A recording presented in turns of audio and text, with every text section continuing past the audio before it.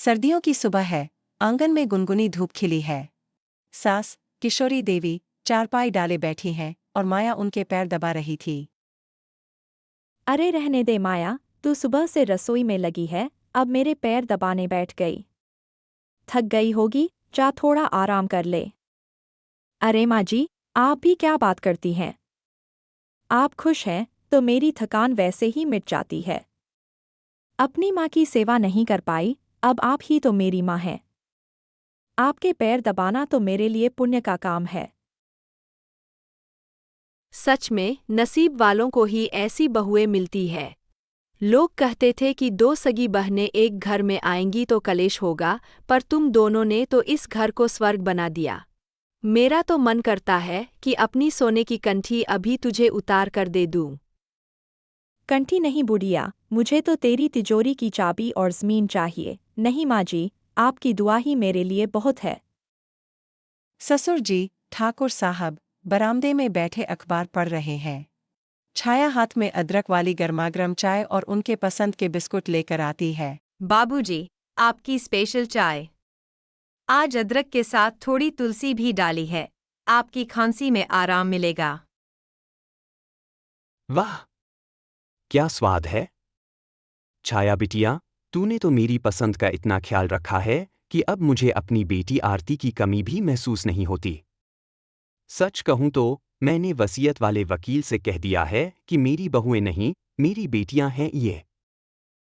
बाबूजी, हम तो बस अपना फर्ज निभा रहे हैं। हम तो चाहते हैं कि आप और माँ जी 100 साल जिए और हम ऐसे ही आपकी सेवा करते रहें। रामपुर गांव के सबसे संपन्न घरों में से एक था ठाकुर निवास। यहाँ की दो बहुएं, माया और छाया, सगी बहनें थीं। दोनों बहनें एक ही आंगन की शोभा बढ़ा रही हैं, लेकिन इस शोभा के पीछे एक काला सच छिपा था। दोनों बहनें बचपन से ही बेहद महत्वाकांक्षी और लालची थीं। दीदी, ये सास ससुर तो अभी 10 साल और जिएंगे, और 10 साल क्या हम इनकी ऐसे ही सेवा करते रहेंगे। हाँ, हमारे शहर जाकर रहने का सपना अधूरा रह जाएगा। दीदी देखा आपने? ससुर जी अभी भी उसी पराये धन के नाम माला जप रहे हैं। आरती की शादी में क्या कम खर्च हुआ था जो अब जमीन भी उसे देंगे। अगर आरती को हिस्सा मिल गया तो हमारे हाथ क्या आएगा? हमें कुछ करना होगा। अगर ससुर जी और सास जी रास्ते से हट जाएं और वसीयत पर हमारे पतियों के साइन हो जाएं, तो खेल खत्म। रात को पूरा परिवार साथ बैठकर खाना खा रहा है। तभी छाया का पति कहता है, पिताजी, हम दोनों किसी जरूरी काम से शहर जा रहे हैं, एक हफ्ते तक वापस आ जाएंगे। हाँ पिताजी, आप लोग अपना अच्छे से ख्याल रखना। तुम दोनों बहुत किस्मत वाले हो जो तुम्हें ऐसी पत्नियां मिली। देखो कैसे हमारा ख्याल रखती हैं। अगले महीने जब घर की कुलदेवी की पूजा होगी तो मैं घर की चाबियां और सारा जिम्मा माया और छाया को सौंप दूंगी। अब मैं निश्चिंत होकर भगवान का नाम लेना चाहती हूँ। माया और छाया एक दूसरे की ओर देखकर एक रहस्यमय मुस्कान साझा करती हैं। उन्हें पता है कि अगले महीने तक उन्होंने कुछ और ही योजना बना रखी है। अगले दिन दोनों के पति शहर चले जाते हैं। तभी माया मन में सोचती है, अब हमारा काम और भी आसान हो जाएगा। सुना आपने दीदी? माँ जी चाबियां देने की बात कर रही थीं। पर चाबियों का क्या करेंगे जब तक जमीन का हिस्सा आरती के नाम रहेगा? देख, यह पुड़िया है। इसे रोज रात को बाबूजी के दूध में और माँ जी की चाय में मिलाना है। बस 1 महीना, और फिर डॉक्टर भी कहेंगे कि बुढ़ापे की कमजोरी है। और जैसे ही वो बिस्तर पकड़ेंगे, हम अंगूठा लगवा लेंगे। आरती को तो एक ढेला नहीं मिलने दूंगी। उसी समय माया का 7 साल का बेटा, उसने अपनी माँ और मौसी की पूरी बातें सुन लीं। छोटा सा गोलू अपनी दादी और दादा से बहुत प्यार करता था। उसे पूरी बात तो समझ नहीं आई, लेकिन पुड़िया और बीमार करने वाली बात ने उसके नन्हे दिल को डरा दिया। अगले दिन से ही दोनों बहनों ने कभी खाने में तो कभी दूध में जहर मिलाकर देना शुरू कर दिया। दोपहर का समय, माया धीमी आंच पर दूध उबाल रही है और छाया सब्जियां काट रही है। तभी माया धीमे स्वर में बोली, छाया, कल रात जब मैंने बाबूजी को दूध दिया तो कह रहे थे कि स्वाद कुछ कड़वा लग रहा है। तूने पुड़िया ज्यादा तो नहीं डाल दी थी? अरे दीदी, जीभ कड़वी नहीं होगी तो बिस्तर कैसे पकड़ेंगे? और रही बात स्वाद की, तो मैंने कह दिया कि गाय ने बाहर कुछ चर लिया होगा, इसलिए दूध का स्वाद बदल गया है। बुढ़ापे में वैसे भी अक्ल कम हो जाती है, मान गए। सुन, आज शाम को जब आरती आए उसे लगना चाहिए कि हम ही मां बाबूजी की सेवा में घुले जा रहे हैं। दीदी, वो ननद है हमारी, इतनी भोली नहीं है। उसके कान बहुत तेज हैं। दादी आंगन में बैठी माला जप रही है। गोलू उनके पास आकर चुपचाप बैठ जाता है। क्या हुआ मेरे लाल? आज खेलने नहीं गया? दादी, आप वो दूध मत पिया करो जो मम्मी और मौसी देती है। वो गंदा होता है। अरे पागल, दूध गंदा कैसे होगा? तेरी मम्मी तो मलाई डाल के देती है। तू छोटा है, अभी नहीं समझेगा कि बहुएं कितनी मेहनत करती है। नहीं दादी, मैंने देखा था। मौसी अलमारी के पीछे से वो नीली पुड़िया निकाल रही थी। वो कह रही थी कि काम तमाम हो जाएगा। दादी, काम तमाम क्या होता है? दादी का हाथ रुक जाता है।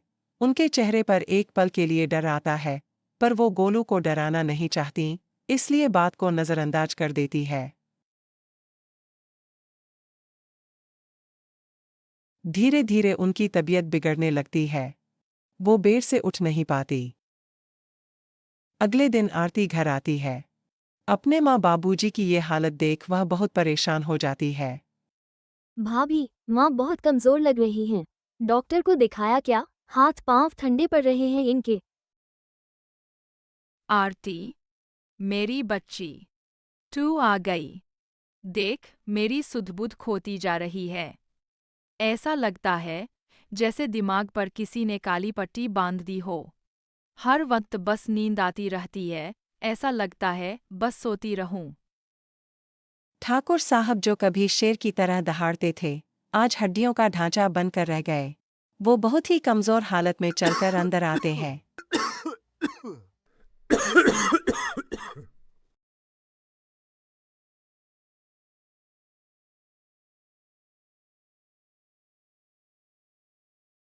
बाबूजी, ये क्या हाल बना लिया आपने? आप तो ठीक थे, अचानक ये क्या हो गया? पता नहीं बेटा। शरीर जैसे भीतर से खोखला हो गया है। ऐसा लगता है जैसे रगों में खून नहीं, तेजाब दौड़ रहा हो। जब भी कुछ खाता हूं, पेट में आग लग जाती है। बहुएं बेचारी दिन रात एक कर रही हैं, पर मेरी किस्मत ही खराब है कि बुढ़ापे ने ऐसे जकड़ लिया कि अब खाट। बाबूजी की हालत देखकर तुम्हारा दिल बैठ गया होगा।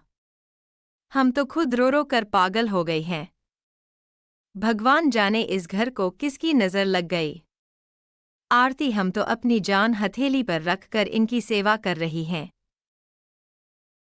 छाया, जहर की पुड़िया खत्म हो गई है और बाबूजी तो अभी भी खाट पर बैठकर माला जप रहे हैं। खुराक बढ़ानी पड़ेगी, वरना कल आरती वसीयत पर सवाल उठाएगी। पर दीदी, अभी शहर जाएंगे तो घर पर शक होगा। माँ जी जाग गई तो? कह देंगे कि मंदिर में मन्नत का धागा बांधने जा रहे हैं। जल्दी निकल।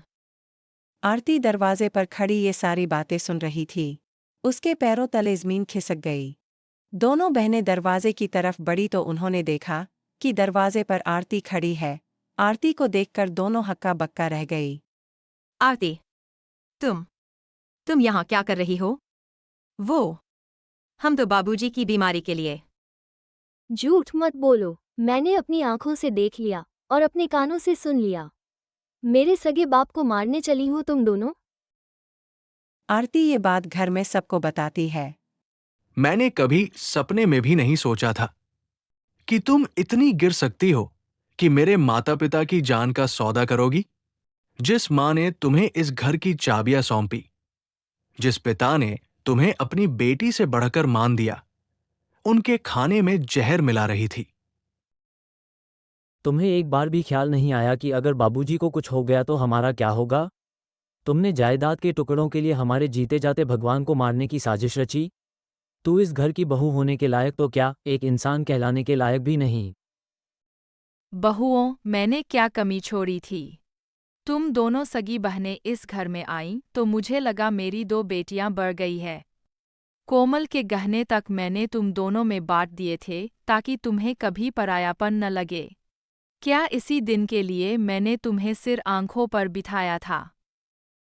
तुम मेरी चिता सजाने की तैयारी कर रही थीं जबकि मैं तुम्हारी खुशियों की दुआ मांगती थी। जाओ, चली जाओ यहाँ से। इसने पिछले महीने ही कानूनी तौर पर अपना पूरा हिस्सा तुम दोनों भाइयों और बहुओं के नाम कर दिया था।